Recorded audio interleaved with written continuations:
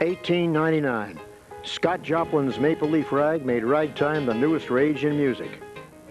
Butch Cassidy and the Sundance Kid were busy robbing trains.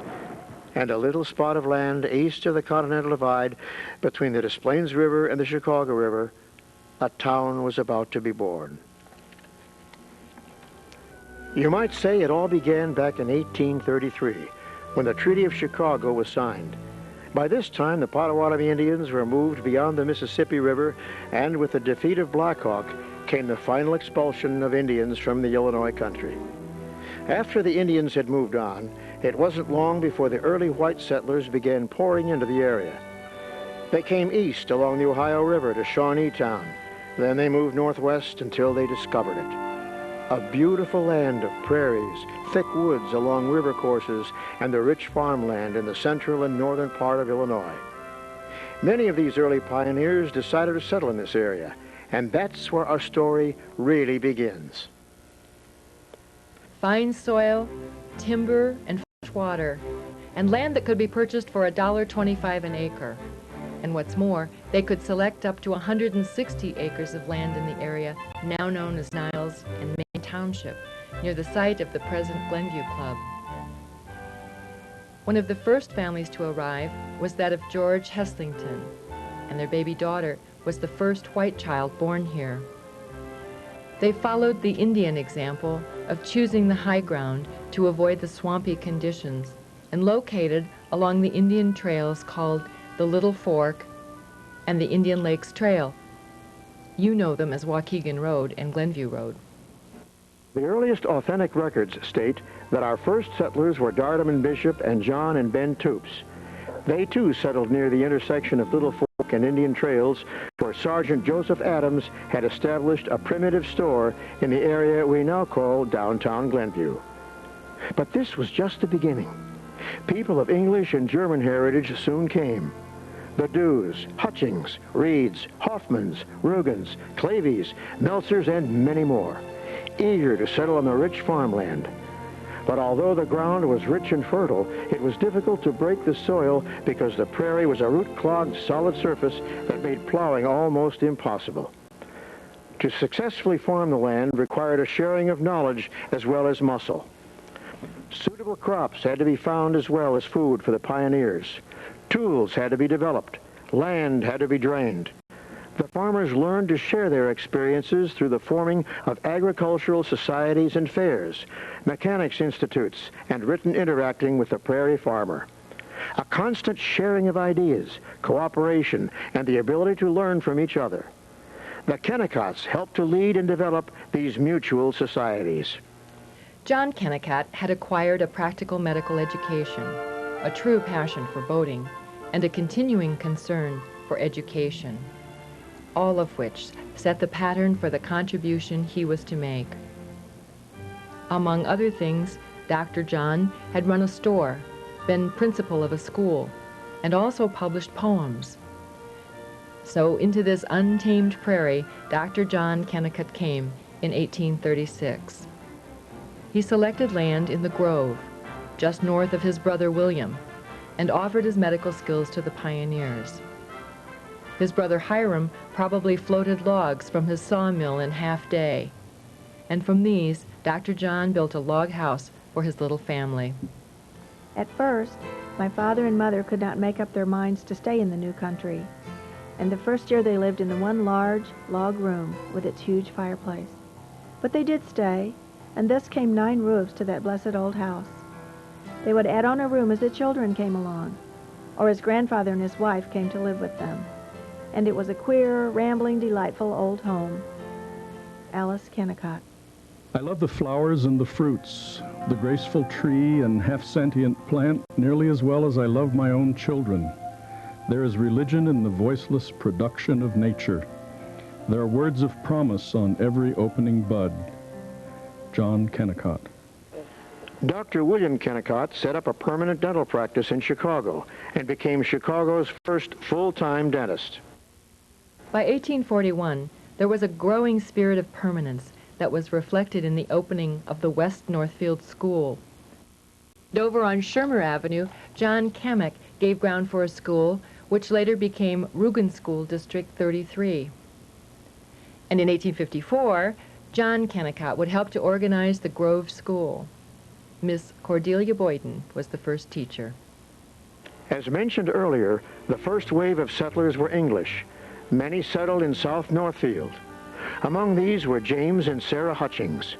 They purchased land there in 1847 and paid $7.50 per acre. It extended along the north side of Glenview Road from today's Washington Street to the present-day boundaries of the North Shore Country Club. Eventually, this land would be occupied by the railroad station, the Hutchings store, which later became the Rugen Appleyard store, the early Methodist Church, the Hutchings Grist Mill on Waukegan Road, and the Glenview School. Approximately where the present-day police station stands and the Hutchings home, now the Glenview Historical Society. Another English family that settled in early Glenview was the Appleyards. Richard Appleyard's consuming interest was his church, the Disciples of Christ. The Evangelical Lutheran Church was organized in 1876 by a group of German Lutherans. Religion had come to this little but ever-growing spot of land. About this time, Glenview Road was the only east-west road through the town, so it was only natural that many of the first houses would be built along it. Rugen Store, the railroad station, and what was to become the Glenview House formed a nucleus for the early population. Houses were built on the south side of the road, both east and west of the railroad tracks, east to Waukegan Road and west to Shermer. On the north side of the road was the nursery of Swain Nelson, and at the northwest corner of Shermer and Glenview Road was a settlement known as the Park, a community centered around one word, the Swedenborgians, members of the Emmanuel Church of New Jerusalem. Many small communities in this part of the country, as soon as people moved here, they would bring their local church. And at times there were circuit riders that would come through to preach. But in terms of this congregation that we're sitting in here, the New Church congregation was located in the city of Chicago and specifically chose to relocate here in the early 1890s. They had a congregation that wanted a chance for more of a community, a chance where their children could go to a school together. And so after the Milwaukee Railroad line went in the early 1890s, they sent out a committee to look for various places, and they found that a Clavey farm, where we are right now, of about 40 acres could be purchased. They purchased it, and families started to move out in 1892, 3, 4, and established this community. The earliest estimate of mail service was 1836. At that time, mail was delivered by stage. William Lovejoy was the first stage driver, and he would deliver the mail to a station located just south of the present Glenview Road and Milwaukee Avenue. There it was picked up by another stage or pony express rider and brought into the village over rough Indian trails in the area. Some people believe that Marquette and Joliet may have used this trail. In July of 1848, the Grove Post Office was established at Sidon's Stagecoach Tavern with Dr. John Kennicott as postmaster. The aftermath of the 1871 Chicago fire created a need for timber to help Chicago rebuild, and that meant further expansion of the railroad. The Milwaukee Road built a track through Glenview in 1872, and this provided passenger and mail service to the area.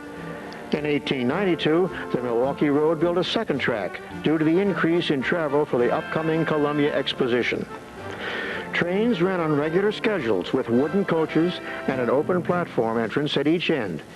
They were extremely noisy with clanking bells, loud whistles, and dark, smelly smoke. One of the major problems, however, was what to call this train stop. Originally, it was called South Northfield, then North Branch. There was an attempt to call it Hutchings and Bar, but these names didn't work either. Something had to be done to end the confusion, and in 1895, something was.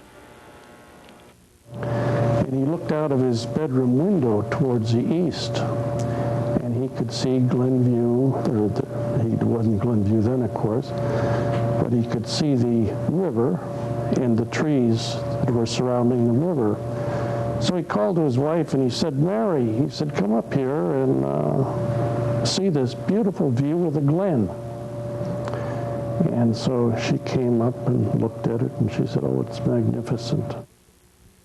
As the century neared its end, most of the Swedenborgians still commuted to jobs in the city, and it was extremely difficult to get to the train on muddy, unlighted roads. This and other problems made clear that there was an obvious need for more services than could be provided by the existing county government or the township organization. It was time for a village government, incorporation. Back in 1898, a referendum to incorporate was proposed and defeated. They tried again on June 17, 1899, and this time it passed by a vote of 59 to 51. The decision to form a village from Section 34 and most of 35 in the township was made, and the village of Glenview was officially born. Hugh L. Burnham was elected village president. Trustees were August Clavey, Frank Hoffman, Henry Maynard, Charles Rugen, John A. Hutchings, and A. Z. Butso. As you can easily see, there were no women elected. At this time, women were not even permitted in the Glenview house, where the election took place.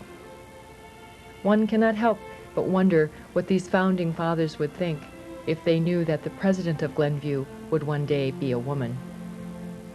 The first task of the newly elected village board was to lay out and designate the names of streets. Originally, the streets were only old trails, muddy and impassable in wet weather. This posed quite a problem for the board. They had to provide some means by which the citizens could walk along the streets and keep out of the mud. Accordingly, a decision was reached in 1901 to build a wooden sidewalk along one side of Glenview Road, from Shermer to Waukegan Road and north to Lake Avenue. Ironically, one of the first ordinances passed after the sidewalks had been laid prohibited the riding of bicycles on the sidewalk, which was really about the only place a bicycle could be ridden. True, the wooden sidewalks were certainly a great improvement, but on the downside, the roads got so wet and muddy, the wooden boards soon rotted and became dangerous to walk on, especially at night when it was dark. In 1908, the wooden walks were replaced by concrete, some laid by hand, since no mechanical cement mixers were owned by the contractor. These first years of the 20th century saw the beginnings of a town rather than a crossroads. Glenview would remain primarily a farming and nursery community, but its leaders had the knowledge and the means to develop services and further improve the growing community. The village contained the seeds of the modern village of Glenview. In the early days of Glenview, Glenview Road did not run through to Waukegan Road from the west. It ran to the river, joined River Road, and then onto Waukegan Road. There was a long wooden bridge where Waukegan Road crossed the north branch of the Chicago River. It was unsafe and was replaced in 1902 by a two-tunnel stone bridge, eventually replaced by the present bridge. There was another bridge across the river at Grove Street. The river flowed through the Grove Street Bridge along a bluff on the west and along River Road on through the Waukegan Road Bridge. The river was usually about 60 feet wide and 3 to 4 feet deep. Taking into consideration the vast area drained by the river, spring rains and winter thaws brought more water than could be held within its banks. As a result, it overflowed and caused serious flooding between the bridges to the extent that the water reached the intersection of Glenview Road and Waukegan Road. This flooding situation had its effect in backing up the sloughs and flooding basements. In 1926, the village board contracted to have the river dredged in a straight line between the bridges with a specified width and depth. At the request of village president Horace McCullen, the county erected a bridge across the span of the newly dredged river. This was a vital improvement which had far-reaching important effects in the continuing development of Glenview. No sooner had this one serious problem been solved than another one appeared. The right-of-way for Glenview Road to join with Waukegan Road was completely blocked by the Blue Heron Roadhouse, Unsolvable? Not at all. They simply cut the building in half and moved one half to the north, and the other half stayed right where it is today. In the early days, the taverns were the places where news, gossip, and general information could be had, along with a cold beer and perhaps some of Squire Ding's pickles. There was the three-story frame hostelry of John W. Hoffman, where travelers to and from Chicago could stay. Here they could find food and shelter for themselves and their horses. Then, of course, there was the Glenview House, which was owned and operated by Al Eustace as a tavern during the late 1890s. Rooms were available upstairs for lodging, and meals were served on the main floor. It was in this saloon hall that the village incorporation took place in 1899. In that same year, Eustace sold out to John Dilg, who later added a third story, which burned in 1922 and was never replaced. There are quite a few other places of entertainment. In the early days, nearly everyone in the village knew everyone else. There was a willingness to help each other in projects of all kinds. Groups of women, often associated with some church, would get together through fall and winter at various homes and make quilts, aprons, and other items to be sold at the annual church bazaar. There were also dances, picnics, ice cream socials, card parties, and even a masked ball sponsored by the firemen, various churches, and lodges. Then there were the Sunflower Girls, a group of the belles of the town who would sponsor invitational dances. It was truly the social event of the year, and no one who was invited refused to attend. For the men, there was the Glenview Athletic Club. They had wrestling matches and even played indoor basketball and baseball. At one time, Glenview had a very fine semi-professional baseball team, playing on Sundays with teams from Chicago and neighboring towns. Its park and diamond was located in a triangular area between River Road and Dew Street, west from Waukegan Road. A high board fence enclosed the area, and there was a grandstand for spectators. Some of the players were local boys. Other players were brought in from other suburbs and Chicago. Sponsorship finally ceased, and the team simply went out of existence. September 15, 1917 was one of the most important days in the history of Glenview, a day that would have a profound effect on the character and development of the village. It was the presentation of the now familiar Bear Fountain by Edwin S. Jackman. Why was this so important? Because the dedication that day was the first real community celebration, which later became known as Glenview Days. In 1922, the Glenview Civic Association was organized to continue these days, foster community spirit, and use the profits for community good. In June 1923, a half block of land was purchased by the association, and the property was landscaped with the cooperation of local nurserymen, making the plot the first public park in Glenview. Meanwhile, Glenview Days continued, sponsored by officers and directors of the Civic Association, with one goal in mind: to build a community building to house a public library, meeting rooms, and the village board. This goal was reached on September 7, 1929. Its goal fulfilled, the Civic Association dissolved. Much credit must be given to the association for the strong and lasting community spirit in the village. Metal street signs, the promotion of the public library, and the Glenview Park District were fostered by this group. And Glenview Days are the direct result of the Glenview Civic Association. When the Civic Association disbanded, the Glenview Chamber of Commerce was formed to foster community goodwill. The members adopted the slogan, "We make Glenview better for you," which was their watchword in all activities. The Chamber of Commerce has cooperated with the Village Board and other civic groups in sponsoring and supporting various community projects, such as the Glenview Street Sale and the Christmas Thanksgiving Parade, plus many opportunities to hug the bear.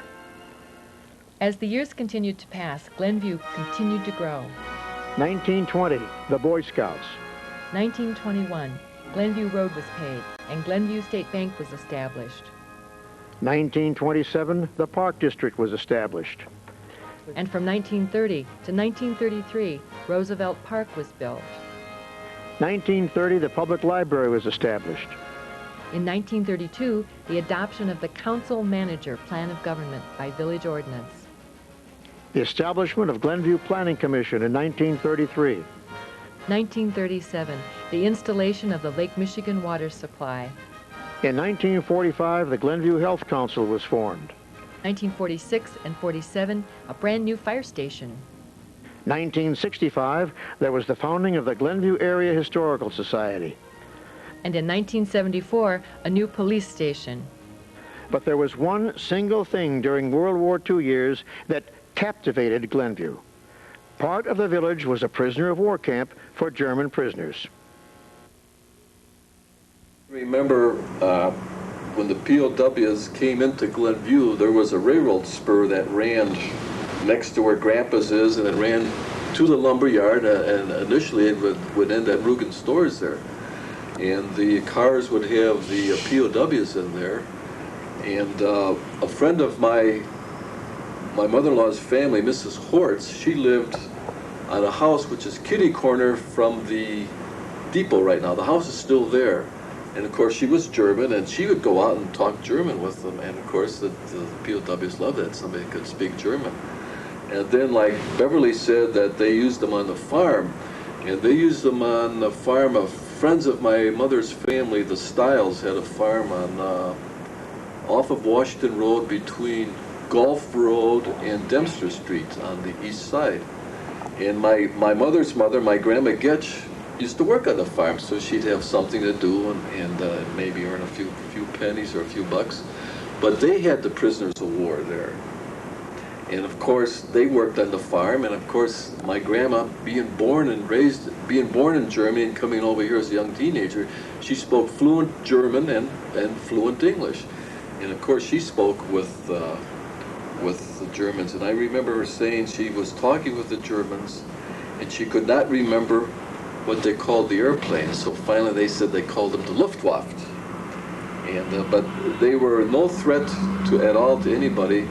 And I remember reading where President Roosevelt said that when the prisoners of war came over here, they will be fed the best food. They will be fed and treated as if they were like one of our people. And then that's... If you could single out one thing that arguably had the most long-lasting and profound effect on Glenview, it might well be the Glenview Naval Air Station. It was a city within a city, a self-contained community providing housing facilities and services for its personnel.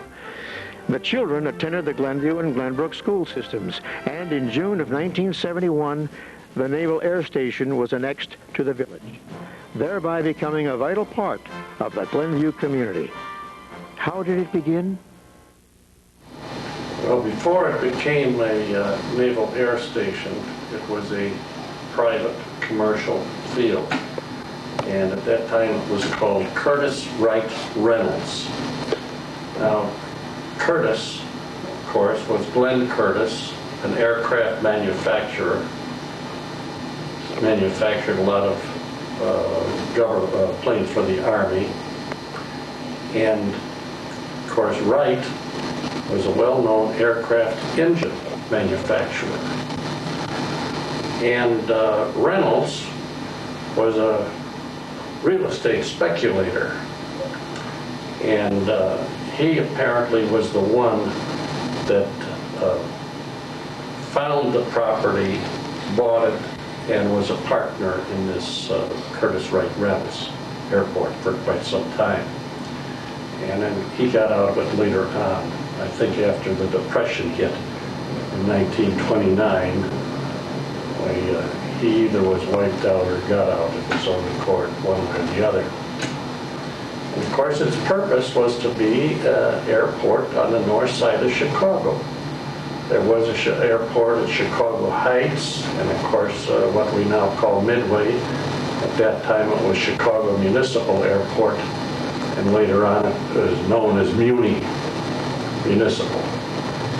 And now this was really, with these three people, was really a wedding made in heaven, because here you had an aircraft manufacturer, an engine manufacturer, and somebody that knew real estate.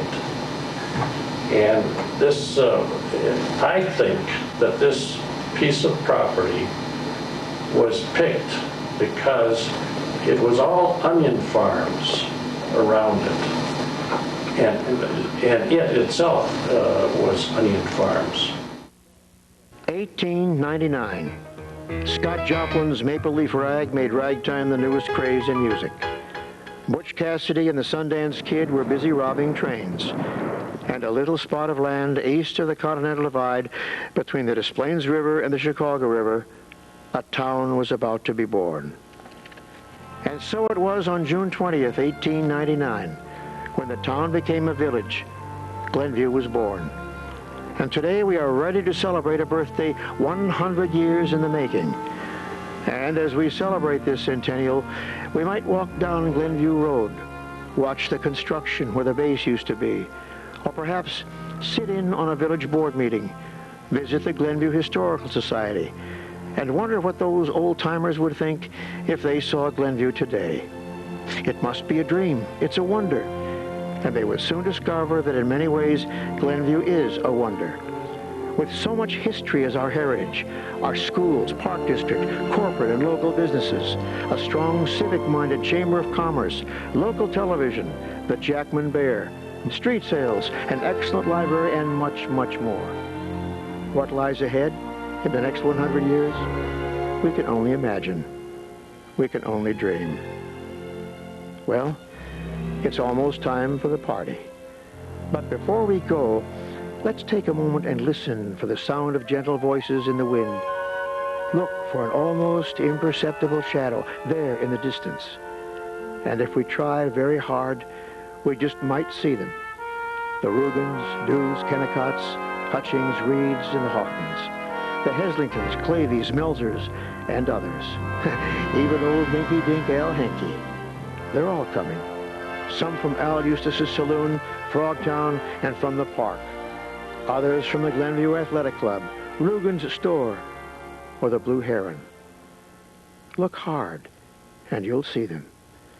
They've traveled 100 years to get here.